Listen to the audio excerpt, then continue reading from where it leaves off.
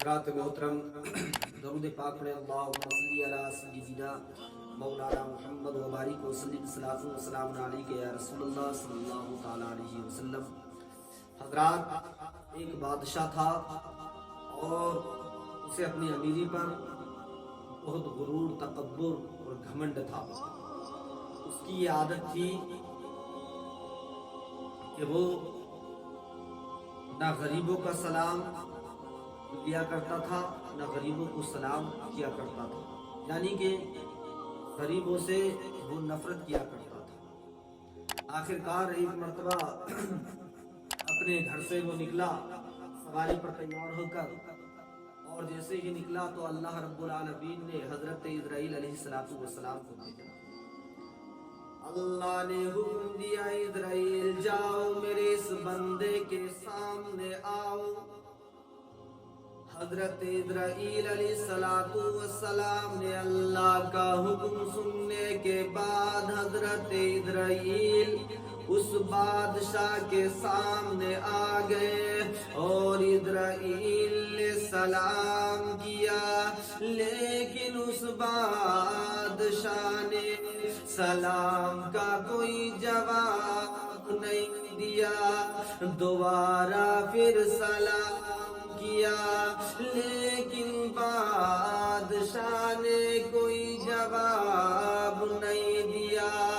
تیسری مرتبہ اسرائیل نے پھر سلام کیا، لیکن بادشاہ نے کوئی جواب نہیں دیا۔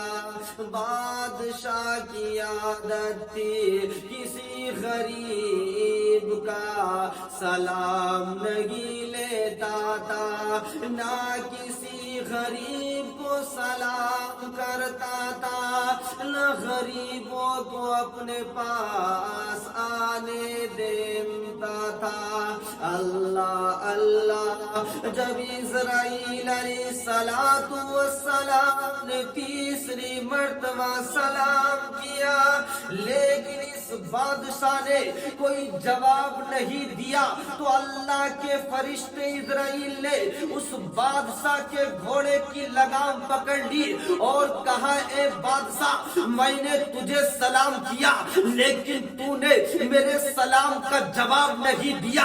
اے بادشاہ، تو جاننا چاہتا ہے، اے بادشاہ تو جاننا چاہتا ہے میں کون ہوں؟ سن، بادشاہ نے کہا، ہاں میں غریبوں کو اچھی طریقے سے جانتا ہوں، میں فقیروں کو اچھی طریقے سے جانتا ہوں۔ جب بادشاہ نے اتنا کہا تو اسرائیل نے کہا، اے بادشاہ، میں دنیا کا انسان نہیں ہوں، میں دنیا کا کوئی فقیر نہیں ہوں، میں دنیا کا کوئی غریب انسان نہیں ہوں، بلکہ اللہ کا اسرائیل فرشتہ ہوں، اور میرا کام ہے اللہ کے بندوں کی روح کو میں قبض کرتا ہوں۔ جب اتنا کہا بادشاہ سے تو حضرات محترم، بادشاہ کو پسینہ آ گیا، کیونکہ بادشاہ سمجھ رہا تھا کہ یہ غریب آدمی ہے، فقیر آدمی ہے، لیکن بادشاہ نے سمجھا تو حضرت اسرائیل علیہ السلام نے کہا کہ میں دنیا کا انسان نہیں ہوں، میں فقیر یا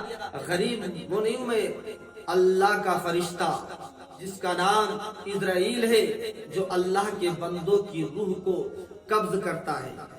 حضرات محترم، جب اتنا کہا اس فرشتے نے تو جو بادشاہ گھوڑے پہ سوار تھا اسے پسینہ آ گیا، آنکھوں میں آنسو آ گئے، اور کہا، اے بادشاہ، اب ان آنکھوں میں آنسو آنے کی ضرورت کیا پڑ گئی؟ تجھے تو اپنی دولت پر گھمنڈ تھا، تجھے تو اپنی دولت پہ ناز تھا، تجھے تو اپنی امیری پہ ناز تھا، لیکن تو اپنی امیریت کے چکر میں، اپنی دولت کے نشے میں تو خدا کو بھول چکا تھا، تو موت کو بھول چکا تھا، تو غریبوں کو بھول گیا تھا۔ اسی طریقے سے اللہ نے مجھے یہ امتحان لینے کے لیے بھیجا، اور میں اسی حالت میں، اسی جو روح میں ہے تو اسی اس میں تیری روح کو قبض کروں گا۔ اتنا کہا تو یہ بادشاہ رونے لگا اور کہنے لگا اے اللہ کے فرشتے، میں اپنے گھر چلا جاؤں، اپنے بیوی بچوں سے مل کے آ جاؤں۔ اتنا کہا تو فرشتے نے کہا اے بادشاہ، تجھے ایک سیکنڈ کی بھی مہلت نہیں ہے، تجھے ایک منٹ کی بھی مہلت نہیں ہے، اللہ کا حکم ہے کہ تیری اسی جگہ پر روح میں قبض کر لوں گا۔ عزیزان ملت اسلامیہ فیصلہ تو کرو۔ کہا اے اب تجھے یاد آ رہی ہیں یہ باتیں، تجھے اب یہ چیزیں یاد آ رہی ہیں۔ پتہ چلا پیارے، کبھی بھی گھمنڈ، تکبر، غرور نہیں کرنا چاہیے۔ زندگی یعنی کہ کب اللہ رب العالمین کا حکم ہو جائے اور کب اسرائیل علیہ السلام ہماری روح قبض کر کے لے جائے، کچھ پتہ نہیں۔ ہمیں چاہیے کہ ہم اپنے جو ہمیں کوئی بھی فقیر یا غریب ملے تو ہمیں ان سے محبت کرنی چاہیے، ہمیں ان سے الفت کرنی چاہیے، محبت کرنی چاہیے، تبھی حضرات محترم اللہ راضی ہوگا اور اس کے پیارے حبیب محمد مصطفیٰ صلی اللہ تعالیٰ علیہ